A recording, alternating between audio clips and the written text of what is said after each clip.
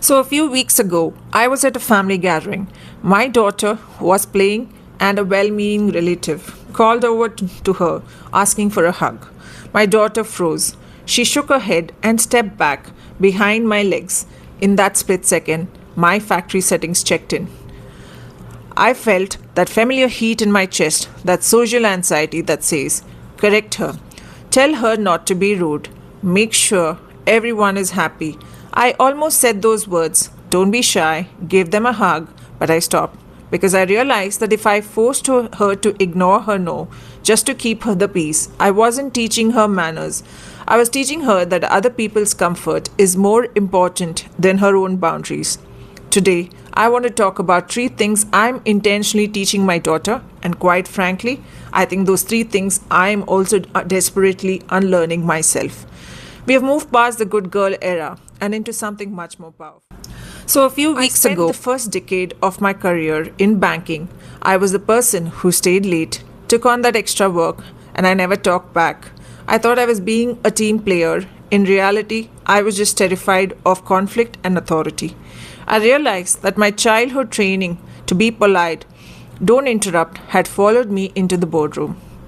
We tell our daughters to be quiet and nice, and then we wonder why they struggle to negotiate salaries or stand up for themselves in relationships. We practice the big voice at home now. When she wants something or when she is upset, I don't let her whine or whisper. I say, I can hear you better when you use your big voice. Teach your daughter this simple 3-part script for when she's uncomfortable. I don't like it when you are doing such an action.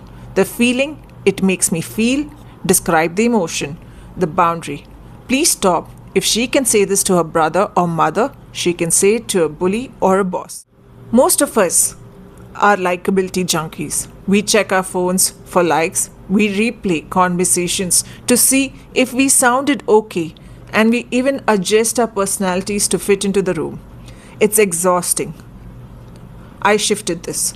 I've realized that being liked is a very low bar.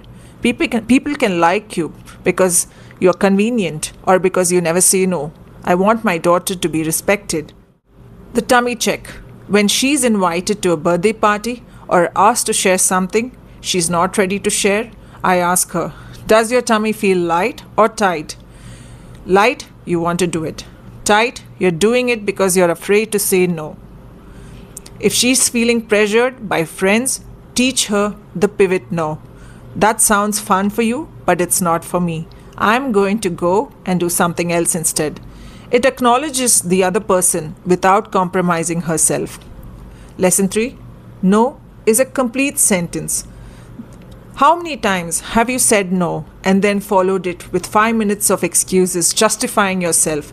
I can't come because my car is acting up, my kid is sick, etc., etc. We apologize for having those boundaries. This is the shift I did. If a girl isn't allowed to say no to a hug from a relative or a vegetable on her plate, she learns that her no has no power. The household no policy in my house is no is a valid answer. It doesn't mean she gets out of everything. She still has to brush her teeth, but it means her feelings are acknowledged. Instead of stop being difficult and eat. Try this. I hear your no on the broccoli. You don't have to eat it, but we aren't having dessert instead. The family boundaries template. This is a script I've created. When a relative gets offended, you, the parent, use this script. We are teaching my daughter that she is the boss of her body. She isn't being rude, she's being honest. We would love a high five or a wave instead. The hardest part of this isn't the scripts, it's the unlearning. When my daughter says no to me, it triggers me as well. I get frustrated. It feels like defiance. But I have to remind myself, this is the strength I prayed she would have. You aren't just raising a child.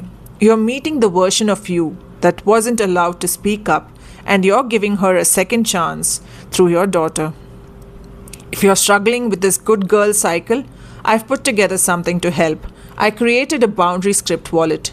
It's a 1-page PDF with templates for school, family, and gatherings, and even the workplace. You can download it for free at the link in my description. And I want to hear from you in the comments. What is the one thing you were told as a child that you are intentionally not telling your kid today? Let's start a conversation. Don't forget to like and subscribe for more on intentional parenting and unlearning the adjust culture. I'll see you in the next one.